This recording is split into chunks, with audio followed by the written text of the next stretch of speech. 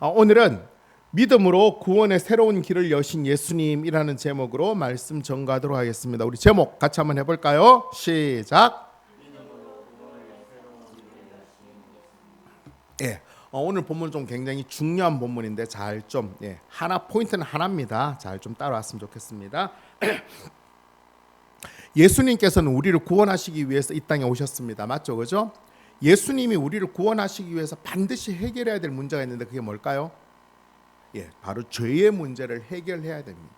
죄의 문제가 해결되어야지만 그 다음에 뭐가 나아가는 거죠? 구원으로 나아가는 것입니다. 자, 그렇다면 예수님께서 이 땅에 오셔서 이 죄의 문제를 어떻게 해결하시고 우리를 구원하셨는지 오늘 본문을 통하여서 한번 살펴보도록 하겠습니다. 오늘 본문은 예수님께서 가버나움에 있는 한 집에서 말씀을 가르치실 때라고 말씀하고 있습니다. 우리 지난주에 본 것처럼 예수님께서 온몸에 나병 걸린 자를 고쳐주었는데 그가 나가 소문을 벌리는 바람에 예수님께서 이제 대중적으로 뭔가 사역을 못하시고 좀 한적한 곳에 기도하시고 가정집에서 말씀을 가르치시는데 그 한 집에서 가르치시는데 물론 말씀을 가르치시고 또한 병자들도 고치시고 하셨습니다. 그런데 이날은 좀 아주 특별한 사람들이 그 고치는 집에 왔습니다. 도대체 누가 왔느냐? 오늘 본문 17절 우리 같이 한번 읽겠습니다. 시작. 하루는 가르치실 때에 갈릴리의 각 마을과 유대와 예루살렘에서 온 바리새인과 율법 교사들이 앉았는데 병을 고치는 주의 능력이 예수와 함께 하더라. 지금까지 예수님께서 말씀을 가르치시고 병을 고칠 때 모여든 사람은 주로 어떤 사람일까요? 1순위는 병자겠죠, 그죠? 1순위는 왜냐하면 병을 고쳐야 되니까. 2순위는 그동안 좀 종교 지도자들, 지금 요새 말로 하면 목사들에게 좀 지친 자들이 말씀을 제대로 한다, 그런 사람들이 모여들었을 거예요. 그런 사람들이 모여들어서 막 예수님 말씀을 듣고 병도 고치고 그랬는데 오늘은 특별한 사람이 왔는데, 즉 지금까지 전혀 오지 않았던 사람이 왔는데 누가 왔냐면 바로 바리새인과 율법 교사들이 왔다고 했어요. 그런데 이들이 어디에서부터 왔다고 하고 있습니까? 갈릴리의 각 마을과 유대와 예루살렘. 갈릴리는 이스라엘 지도를 따지면 주로 어디 지역이요? 북쪽이요, 북쪽. 갈릴리는. 그리고 유대는 가운데 핵심이죠, 그죠? 그리고 이스라엘이라고 하면 전체를 다 이야기를 하는 거예요. 따라서 지금 이들이 갈릴리와 유대와 예루살렘에서 왔다면 전국에서 바리새인과 율법 교사들이 왔다는 것입니다. 그러니까 나름대로 좀 그 사람들이 다 올 수는 없으니까 어제 좀 특별한 사람들이 왔다고 보면 되죠, 그죠? 이들이 왜 왔을까? 왜 왔을까요? 우리가 아주 너무 선하게 생각하면 어떻게 생각해요? 이 사람들 또한 예수님 말씀을 듣고 병을 고치기 위해서 왔다라고 생각할 수도 있는데 지금 전혀 그런 상황은 아닌 거예요. 그러면 이들이 왜 왔을까요? 바로 예수님을 체크하기 위해서 왔어요. 무엇을 체크하는 거예요? 혹시 예수님이 자기들이 기다리는 메시아가 아니냐, 구원자가 아니냐, 도대체 예수님이 누구시냐, 그 정체를 알기 위해서 이 사람들이 왔던 것입니다. 그러면 이런 일이 처음이냐? 아니에요. 이런 일이 전에도 한번 있었어요. 누구 때 있었을까요? 그렇죠. 세례 요한 때 있었습니다. 세례 요한 때 많은 사람들이 모여들어서 혹시 세례 요한에게 뭐라고 물었어요? 너 메시아 아니냐? 그렇게 막 물었어요. 그러니까 종교 지도자들도 혹시 제가 메시아가 아닐까? 물론 세례 요한이 메시아가 아닌 증거들은 여러 개 있었죠, 그죠? 그럼에도 불구하고 종교 지도자들은 제사장을 보내서 이 부분을 확인했습니다. 우리 요한복음 1장 19절부터 24절까지 우리 같이 읽겠습니다. 시작. 유대인들이 예루살렘에서 제사장들과 레위인들을 요한에게 보내어 내가 누구냐 물을 때에 요한의 증언이 이러하니라. 요한이 드러내어 말하고 숨기지 아니하니 드러내어 하는 말이 나는 그리스도가 아니라 한데, 또 묻되 그러면 누구냐? 내가 엘리야냐? 이르되 나는 아니라. 또 묻되 내가 그 선지자냐? 대답하되 아니라. 또 말하되 누구냐? 무리를 보낸 이들에게 대답하게 하라. 너는 내게 대하여 무엇이라 하느냐? 이르되 나는 선지자 이사야의 말과 같이 주의 길을 곧게 하라고 광야에서 외치는 자의 소리로라 하니라. 그들이 바리새인들이 보낸 자라. 바리새인들이 보낸 자들이 이제 세례 요한에게 대놓고 이야기를 했어요. 그죠? 야, 도대체 너 뭐야? 정체가 뭐야? 라고 이야기를 하니까 세례 요한은 뭐라고 했어요? 나는 그리스도는 아니다 라고 했어요.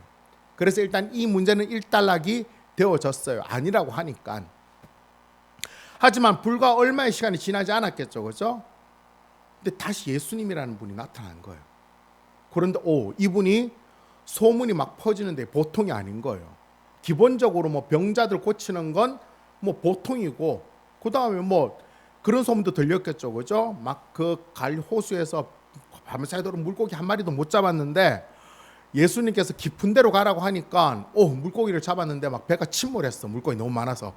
그래 배가 한 서너 척 가서 끄집어 올렸어. 이런 소문도 막 번졌을 거고. 제일 중요한 소문은 뭘까요? 귀신들이 쫓겨나가는데 나가면서 귀신들이 예수님에 대해서 뭐라고 이야기해요? 당신은 하나님의 아들입니다. 당신은 거룩한 자입니다. 라고 막 이야기하는 거예요. 이 소문이 막 삽시간에 퍼지니까 어떻게 해요? 지금 종교 지도자는 긴장하는 거예요. 확인을 해봐야 되는 거예요. 그래서 어떻게 해요? 아마도 제가 생각하기에는 율법에 정통한 사람들, 나름 율법이라는 것을 쫙, 그때 바리새인과 율법학자들은 어떤 자라고 했어요? 제가 말씀드렸는데 우리 옛날에 천자문이나 사서삼경 뗄 때 어떻게 뗐어요? 다 외웠죠. 그죠? 다 외웠어. 그래서 뭐 이야기하면 툭나. 이 사람들이 성경에 대해서 그런 자들이에요. 계속 읽어가지고 뭘 툭 던지면 나오는 그런 사람들. 거기에 정통한 사람들을 모아서 예수님의 사역 현장에 직접 보낸 거예요. 뭘 하기 위해서? 예수님이 어떤 분인지를 체크하기 위해서. 자, 한번 그때 당시를 상상해 보면 좀 분위기가 좀 묘했을 것 같죠, 그죠? 예수님 앉아 계시고 아마 이 앞쪽에 쭉 앉았겠죠, 그죠? 앞쪽에 앉았고 병자들은 막 밀려들고 있고. 하지만 예수님은 그들을 전혀 의식하지 않으시고 평소처럼 말씀을 가르치시고 병자들을 고치고 하셨어요. 그런데 예상치 못한 일이 일어나게 됩니다. 그것은 바로 예수님이 집에 계시다는 소문을 듣고 네 사람이 한 중풍병자를 침상 들것에 데리고 나타나기 시작했습니다. 이 사람들이 중풍병자를 데리고 왔을 때 늦게 왔을까요? 아닐 거죠, 그렇죠? 나름대로 이 친구를 고쳐야 되니까 빨리 왔을 거예요. 그들 나름대로는. 그런데 그들이 도착했을 때부터 이미 입구에는 사람들이 너무 많아서 예수님께로 들어갈 수가 없는 거예요. 얼마나 많은 사람들이 모여들었는지 우리는 충분히 예상할 수 있죠, 그렇죠? 보통 이 정도 되면 어떻게 해야 돼요? 상식이 있는 사람이라면? 보통 이 정도 되면 그렇죠, 그죠? 여러분 우리 집 뭐 그때 당시 가옥 구조를 정확하게 모르니까 우리 집이라고 생각했더니 입구는 하나예요, 그죠? 입구는 하나예요. 입구부터 사람이 쭉쭉쭉 밀려오는데 밑에서 안에 꽉 찼어요. 그래서 입구부터 시작해 사람이 또 밀려요. 그러면 어떻게 해야 돼요? 우리가 맛집을 갔어요. 대박이에요. 꽉 찼어요. 웨이팅이 100번이 넘어요. 어떻게 해야 돼요? 가야죠, 집에. 집에 가는 게 정상이에요. 갔다가 어떻게 해야 돼요? 내일은 더 빨리 와야겠다. 내일 오픈런 할 때 와야 되겠다. 라는 생각을 하는 게 보통이었는데 이들은 그러지 않았어요. 좀 아주 절박했어요. 그래서 보통 그때 당시 이스라엘 집 구조가 어떠냐 하면 집이 거의 사각형이에요. 그죠? 왜냐하면 눈이 안 오니까 뾰족하게 지을 필요가 없어요. 사각형인데 집 둘레 테두리로 올라가면 2층으로 올라가는 계단이 있었어요. 그 2층으로 올라갔었어요. 그리고는 어떻게 했어요? 그 2층이 막 얼기설기 이렇게 기와로 막 진흙하고 짚을 이겨서 만들었는데 그 길을 뜯어내기 시작했던 것입니다. 그리고는 예수님 앞에 그 친구를 내려보내는 거예요. 자, 그때 당시를 한번 상상해 봅시다. 굉장히 혼란스러웠을 거예요, 그죠? 많은 사람들이 어떻게 했을까요?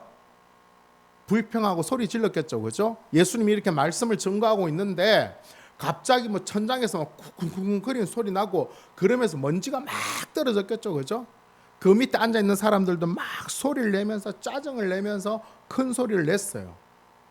그러다가 잠시 후에 어떻게 해요? 거기에 구멍이 크게 펑 난 거예요. 사람들이 거기로 쳐다봤겠죠, 그죠? 그런데 갑자기 거기에서 들것 하나가 서서히 내려오기 시작하는 거예요. 사람들이 어떻게 했을까요? 막 짜증 냈겠죠, 그죠? 뒤에서 욕도 막 했을 거예요. 순서를 지키라고. 하지만 그럼에도 불구하고 이 친구들은 그 침상을, 그 들것을 예수님 앞에 서서히 내렸어요. 아마 구멍도 굉장히 컸을 거고, 침상 2층에서 침상을 내리려면 어떻게 해야 돼요? 4명이서 양쪽에 줄을 잡고 이렇게 설설 풀어가면서 그렇게 내려야 됐어요, 그죠? 근데 그 들것이 내려올 공간도 그렇게 널찍하진 않았겠죠, 그죠? 그러나 그 모든 상황들을 다 이겨내고 그 침상이 예수님 앞에 놓여진 것입니다. 아마 그 주위에 있던 사람들은 굉장히 못마땅한 표정으로 침묵하면서 예수님을 쳐다봤을 것입니다. 예수님께서 뭐라고 말씀하시는지. 예수님 보통 어떻게 하셔야 돼요? 줄을 서시오 이래야 되겠죠, 그렇죠? 저 뒤로 가라고. 근데 예수님은 이 상황에서 굉장히 뜻밖의 말씀을 하십니다. 오늘 본문 20절 같이 읽겠습니다. 시작. 예수께서 그들의 믿음을 보시고 이르시되 이 사람아 내 죄 사함을 받았느니라. 예수님께서는 자기 앞에 놓여진 이 중풍병자에게 뭐라고 이야기하세요? 이 사람아 내가 내 죄 사함을 받았느니라 라고 말씀하시는 거예요. 예수님께서 이 말씀을 하시자 그 상황이 어떻게 됐을까요? 제가 짐작하건대 정적이 쫙 흘렀을 거예요. 조용해졌을까요? 왜 그렇죠? 예수님의 이 말씀은 지금 절대 아무나 쉽게 할 수 있는 말이 아니에요.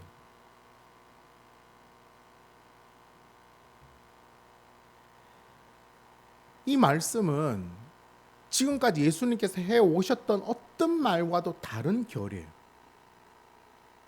그렇죠? 많은 사람들이 예수님의 음성을 지금 뭔가 굉장히 당황스러운 마음으로 지켜보고 있었어요. 또한 예수님을 체크하기 위해서 온 율법 교사들이 보기엔 어떻게 했어요? 야, 너 딱 걸렸어. 딱 걸렸어. 치명적인 걸림돌이 되어진 것입니다. 서기관과 바리새인들이 예수님의 이 말씀을 듣고 마음에 어떻게 생각했는지 오늘 본문 21절 같이 읽겠습니다. 시작. 서기관들과 바리새인들이 생각하여 이르되 이 신성 모독하는 자가 누구냐? 오직 하나님 외에 누가 능히 죄를 사하겠느냐? 서기관과 바리새인들이 속으로 뭘 생각했어요? 야, 이거는 뭐다? 신성 모독이다. 내 죄 사함을 받았느니라 하는 말은 신성 모독인 거예요. 왜냐하면 하나님 외에는 죄를 사할 수 있는 권세가 없어요. 이거는 건드리면 안 되는 영역이에요. 지금 이들의 생각이 틀렸나요? 아니요, 생각이 맞아요. 정확히 하나님 외에는 절대 그럴 수 없어요. 예수님은 그걸 몰랐을까요? 아니, 알았어요. 그렇다면 예수님께서는 그걸 다 아실 줄 알고 이렇게 되어질 줄 알고 이것이 걸림돌이 될 줄 알면서도 왜 이렇게 하셨을까? 오늘 본문 20절부터 24절까지 우리 같이 읽겠습니다. 시작. 예수께서 그 생각을 아시고 대답하여 이르시되 너희 마음에 무슨 생각을 하느냐?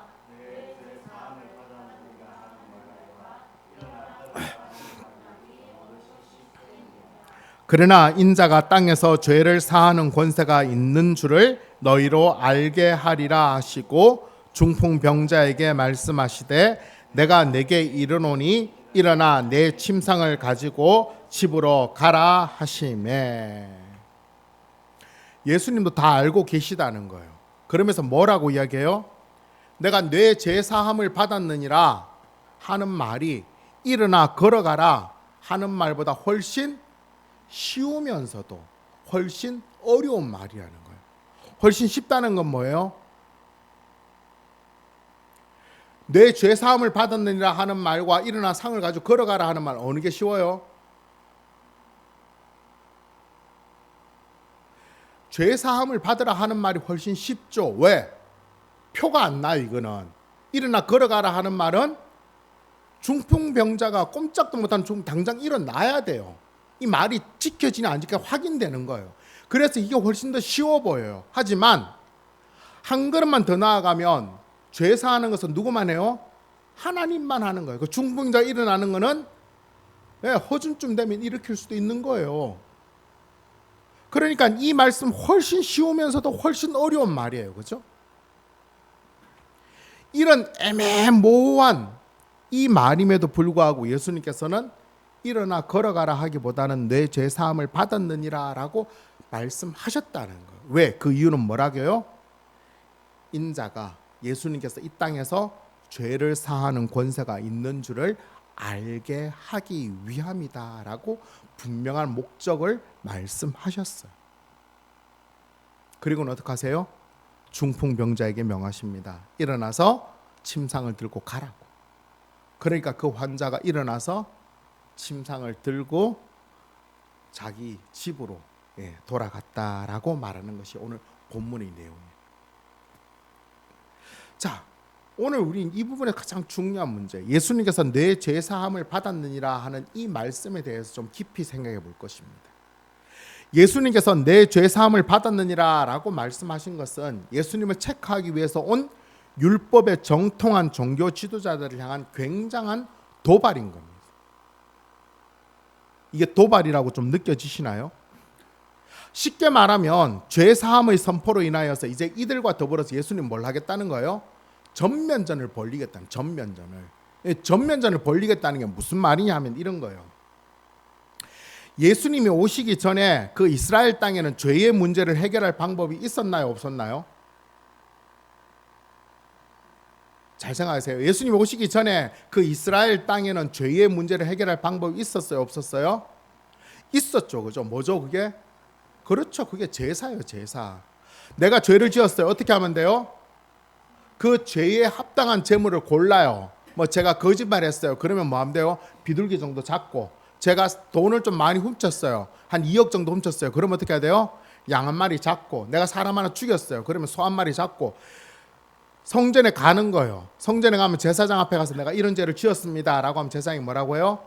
알았다. 그러면 이 동물을 갖다 놓고 동물 옆에다가 손을 얹고 기도를 해요. 그러면 내 죄가 어떻게 돼요? 이 동물에게 넘어가는 거예요. 그러면 그 동물을 어떻게 해요? 죽여요. 이 동물이 죽음으로 말미암아 내 죄가 사하여지는 거예요. 그 제사를 마치고 나면 제사장은 어떻게 해요? 당신의 죄가 사하여졌습니다 라고 죄사함의 선포를 하는 것입니다. 이게 당시의 제도예요. 당시에도 이렇게 죄의 문제를 해결할 수 있는 방법이 있었어요. 그러면 굳이 이런 방법이 있는데 예수님께서 오실 필요가 있었을까요? 그럴 이유가 없죠. 그죠? 그럼에도 불구하고 예수님 오셨던 이유는 바로 그 제사 제도가 지금 뭔가 문제가 생겼다는 거예요. 어떤 문제가 생겼다는 거예요? 두 가지 이유가 있는데, 첫 번째는 죄 사함을 인정하는 제사장들의 타락이에요. 사실 제사장들에게 주어지는 이 죄 사함의 권세는 실로 엄청난 거죠. 그죠? 왜 엄청나요? 하나님만이 하실 수 있는 권세를 지금 이 사람들에게 위임시켜 준 거예요. 위임시켜 준 거예요. 그러니까 엄청난 거죠. 우리가 뭐 정확하게 알지 못하지만 가톨릭을 믿는 사람들이 그 신부들 앞에서 고해 성사를 할 때 신부들이 그 죄를 사하여 주는 권세는 이건 하나님이 주신 놀라운 권세예요. 이 당시 제사장들은 그런 놀라운 권세를 가졌음에도 불구하고 어떻게 했어요? 점점점 타락하여서 이 권세를 아주 악용했던 것입니다. 어떻게 악용을 했어요? 자신의 이익을 위하여서 이 권세를 악용했던 것입니다. 하나님께서 이 권세를 주신 것은 이 권세를 통하여 이스라엘 백성들 가운데 죄가 점점 없어지고 죄책감 가운데 살지 말고 하나님 안에서 잘 살게 하기 위해서 이 제도를 보내셨는데, 이 제사장들은 그 권세를 악용해서 이 땅에서 자기들이 잘 먹고 잘 사는 것으로 바꿔버린 거예요. 가장 한 단적인 예를 들면, 보통 재물을 가져와야 되는데 어떻게 해요? 먼 곳에서 올 때는 재물을 가져오기 힘들잖아요. 그래서 그 성전 앞에 거기다가 그 재물을 파는 거예요.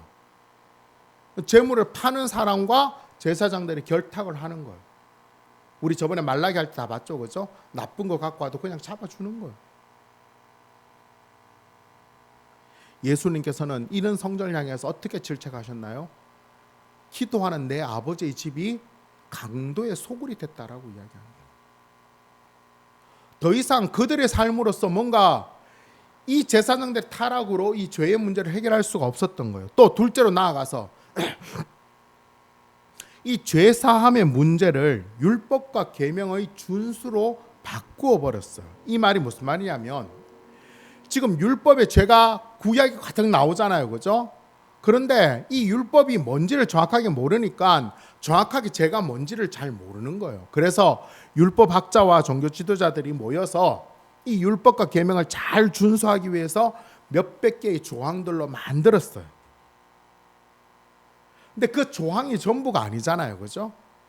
그런데 그들은 그 조항을 지키느냐 지키지 않느냐에 따라서 죄와 죄가 아닌 것으로 분별해 냈던 거예요. 그래서 그 죄의 영역을 아주 이상하게 몰아간 거예요. 오늘 주보에 보면 읽을 거리 있는데 읽을 거리 한번 집에 가서 한번 잘 한번 읽어보시면 비슷한 내용이 나와요.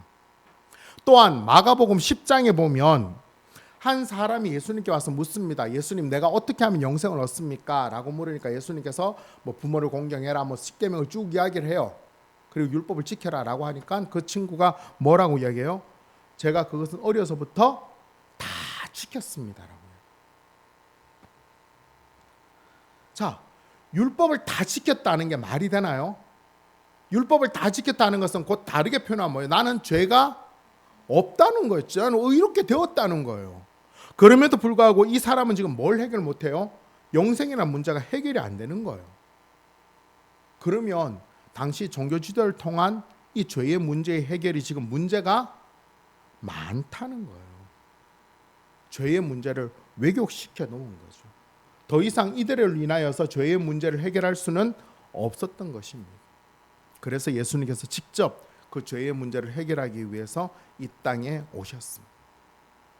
자, 그렇다면 이런 상황에서 예수님께서는 과연 어떻게 이 죄의 문제를 해결하셨을까? 죄의 문제를 해결하셨을까? 죄의 문제를 해결하기 위해서는 두 개가 이루어져야 되죠. 그죠? 예수님의 입장에서는 이 죄의 문제를 해결하기 위해서 어떻게 해야 돼요? 그 죄의 모든 짐을 지셔야 돼요. 그래서 예수님이 하실 거는 뭐예요? 십자가에서 그 모든 죄의 값을 다 치르시고 돌아가셔야 돼요. 자, 그러면 예수님 입장에서는 그렇게 죄의 문제를 해결했다면 이제 중요한 것은 이 사람들이 이 죄의 문제를 어떻게 해결하느냐. 뭐 쉽게 예를 들면 성전에 했던 것처럼 그렇게 하느냐. 여러 방법이 있는데 예수님이 택하신 방법은 뭐죠? 바로 믿음이라는 믿음. 오늘 본문 20절에 보면 예수님께서는 무엇을 보시고 죄 사함을 받았느니라 라고 선포하셨나요? 20절에 보면 그들의 믿음이 믿음. 그렇다면 도대체 이 그들의 믿음은 도대체 어떤 믿음일까요? 오늘 본문에 보면 중풍병자를 데리고 온 친구들의 믿음이나 중풍병자의 믿음이 어떤 믿음인지에 대해서 아무런 말씀도 없어요.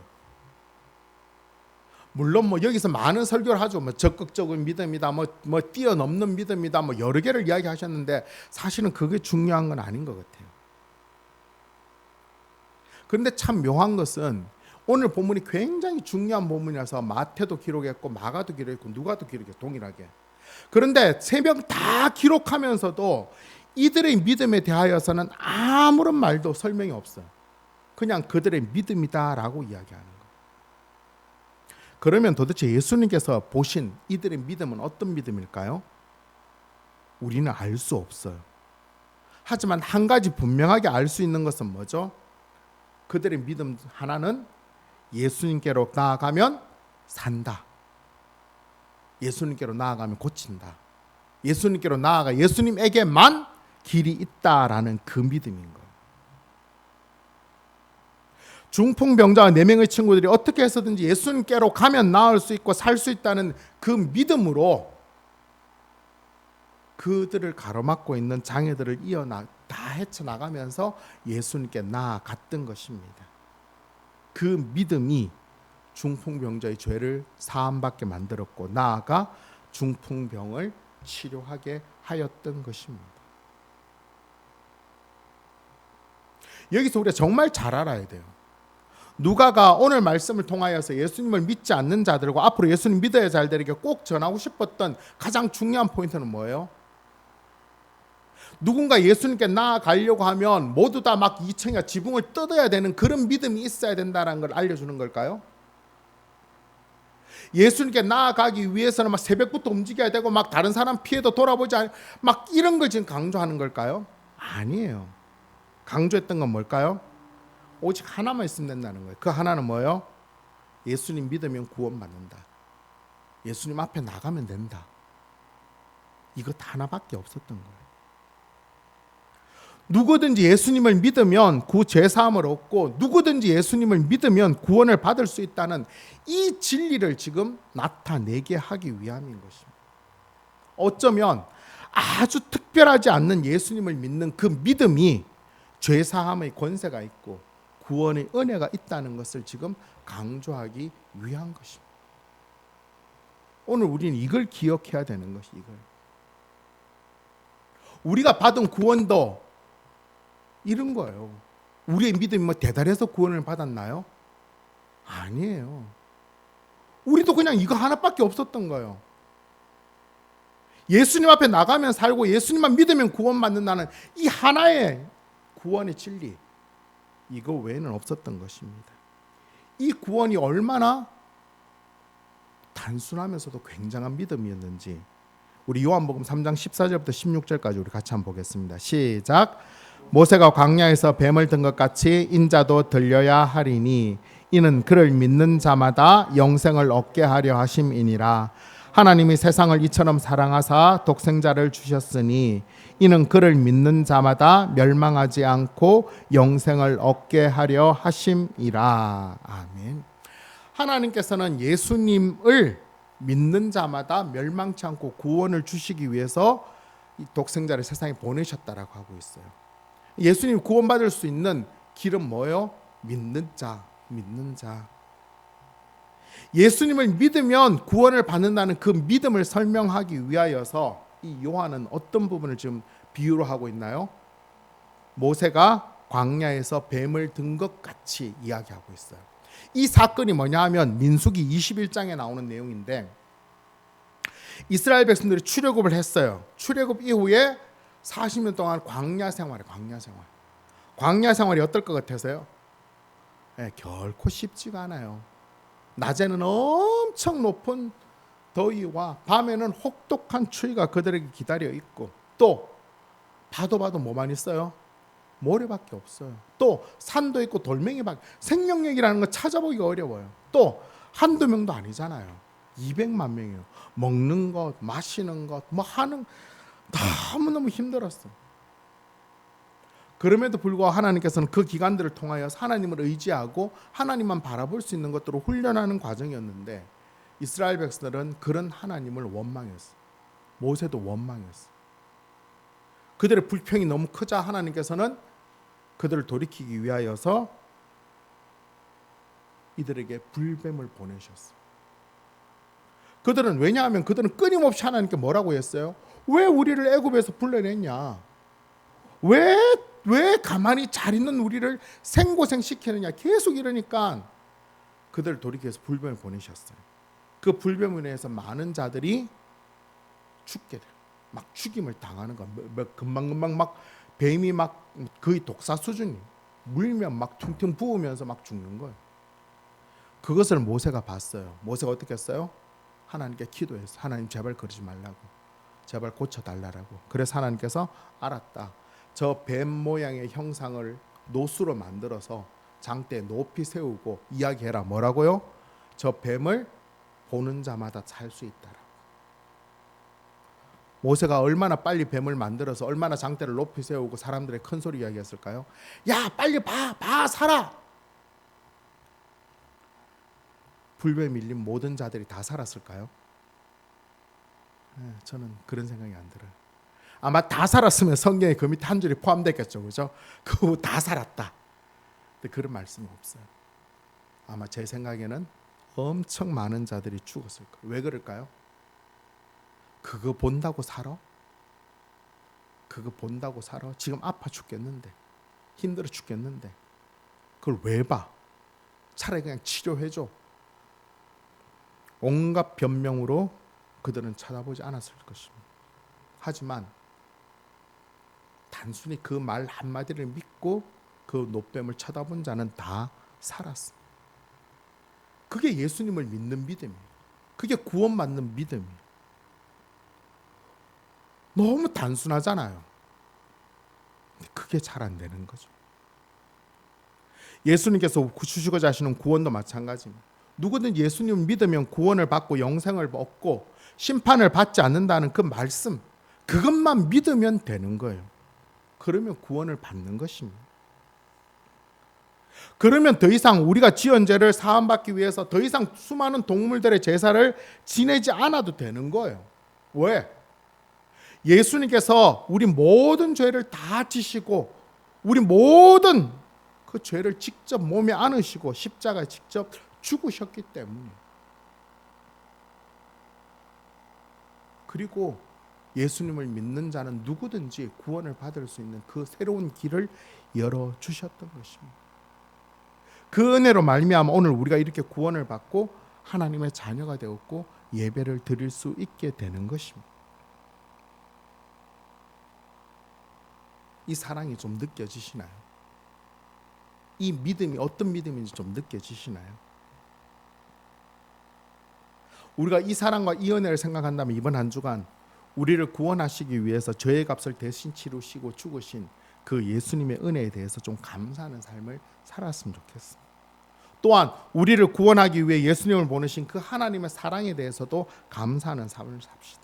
또한 우리에게 예수님을 믿는 그 단순한 믿음을 주셔서 우리를 구원하신 그 하나님의 은혜에도 감사하는 삶을 삽시다. 왜냐하면 그 은혜가 없었으면 우리는 예수님을 믿는 그 믿음을 얻을 수가 없었기 때문에. 자, 그렇다면 우리가 하나님 예수님의 은혜에 대해서 감사하고 하나님 사랑에 대해 감사하고 믿음을 주신 하나님께 감사할 수 있는 방법이 뭘까요? 그 방법, 그것은 바로 오늘 본문에 나오는 4명의 친구들과 같이 스스로 예수님께 나아올 수 없는 자, 스스로 예수님을 믿지 못하는 자들을 예수님께로 인도하는 것입니다. 인도하는 것. 직접 이렇게 침상에 끌고 데려올 수 있지만 그렇게 못하면 어떻게 하면 돼요?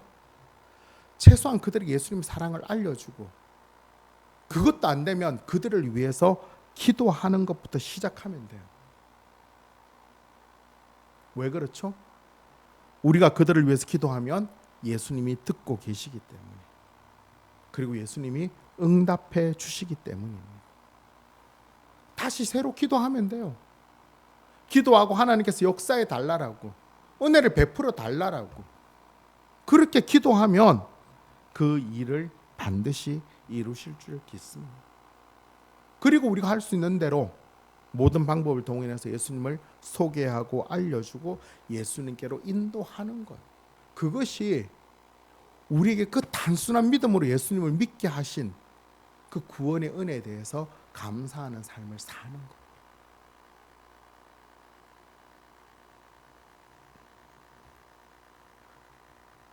너무 단순하지 않아요?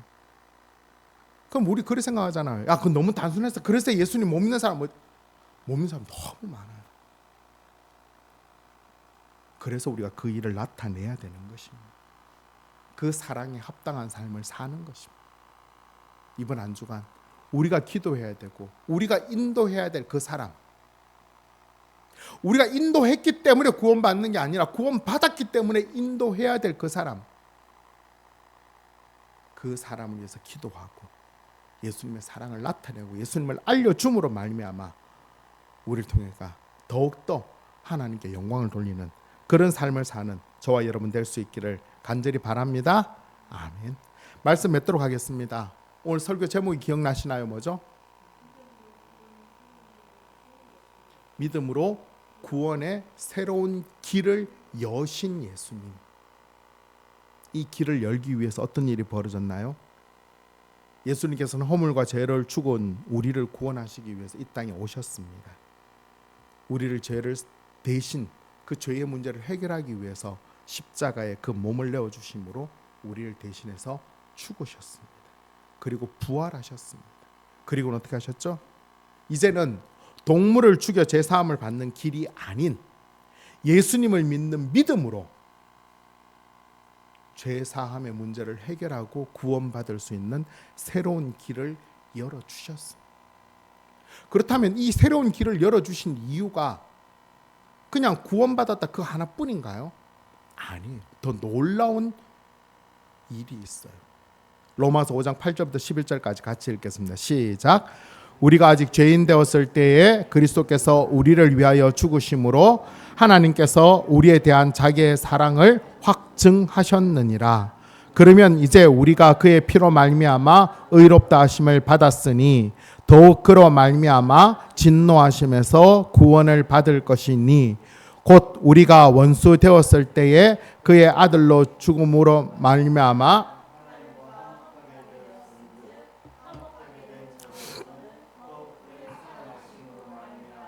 구원을 받을 것이니라. 그뿐 아니라 이제 우리로 화목하게 하신 우리 주 예수 그리스도로 말미암아 하나님 안에서 또한 즐거워하느니라.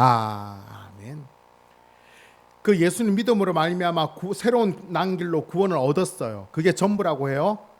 또 뭐라고 해요?